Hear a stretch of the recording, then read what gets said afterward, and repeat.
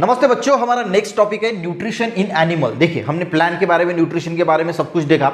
अभी हम देखते हैं कि न्यूट्रिशन एनिमल्स में कैसा होता है। देखिए, हम भी एनिमल्स है, सारे एनिमल्स ही है, सबको माइक्रो न्यूट्रिएंट्स की जरूरत होती है। माइक्रो यानी जो एकदम कम मात्रा में लगते हैं, और एक होता है मैक्रो, MACRO, यानी जो थोड़ा ज़्यादा क्वांटिटी में लगता है। तो ये न्यूट्रिशन हमें मिलते कहाँ से? देखिए, जो हम भी खाना खाते हैं उससे हमें फैट्स, प्रोटीन, मिनरल्स, विटामिन्स, ये सारा कुछ मिल जाता है। जैसे हम बात करें, सब कुछ जो न्यूट्रिशन है वो हमें खाने से मिलता है।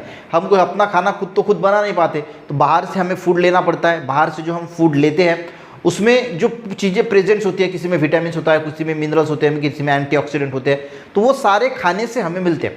अब हम जो खाना खाते हैं और वो जो न्यूट्रिएंट हमें मिलते हैं उसकी कुछ स्टेप्स है। ऐसा नहीं कि खाना खा लिया और डायरेक्टली मिल गया, डायरेक्टली मिलता है, पर उसके स्टेप बाय स्टेप होता है। तो पहला स्टेप होता है इंजेशन। इंजेशन का मीनिंग क्या होता है? देखिए, यहाँ पे दिया है, food is taken into the body, यानी जो फूड हम खा रहे हैं और बॉडी के अंदर जो फूड जा रहा है, उस पहला स्टेप को बोला जाता है इंजेशन। यानी हम जो खाना खा रहे हैं, न्यूट्रिशन, यानी न्यूट्रिशन जो हमें बॉडी को मिलता है वो सबसे पहले हमें खाना खाना पड़ता है, तो उस प्रोसेस को, उस स्टेप को इंजेशन बोला जाता है। दूसरा होता है डाइजेशन।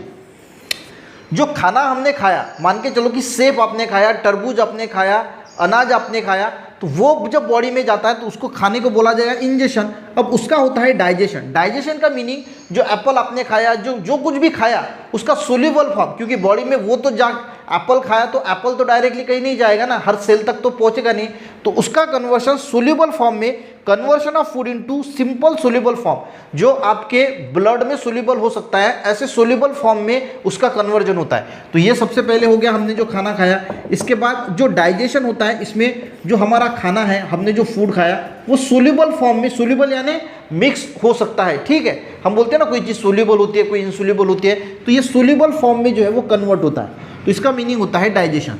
तीसरा होता है एब्सॉर्प्शन। अब ये जो सोल्यूबल फॉर्म में खाना बना, ये ब्लड में होता है एब्जॉर्ब। अब देखिए, खाना पेट में रहा तो ब्रेन तक कैसे पहुंचेगा?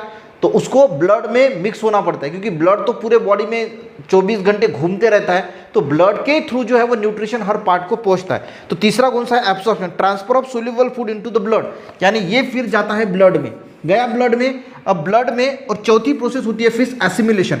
एसिमिलेशन यानी यूटिलाइजेशन।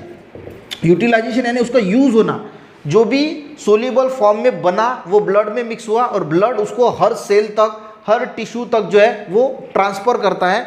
देखिए, यूटिलाइजेशन ऑफ एब्जॉर्ब फूड, जो फूड एब्जॉर्ब हुआ है by cells and tissue, energy production, growth and repair, तो वो फिर हर टिश्यू तक पहुंचाया जाता है। क्यों पहुंचाया जाता है? ग्रोथ के लिए, रिपेयर, अगर कहीं टिश्यू की तोड़ मरोड़ है, एनर्जी के लिए, इन सारी चीज़ों के लिए वो जो सोल्यूबल फॉर्म जो ब्लड में मिक्स हुआ था वो यूटिलाइज होता है, हर पार्ट में चला जाता है। और उसके बाद होता है इंजेशन।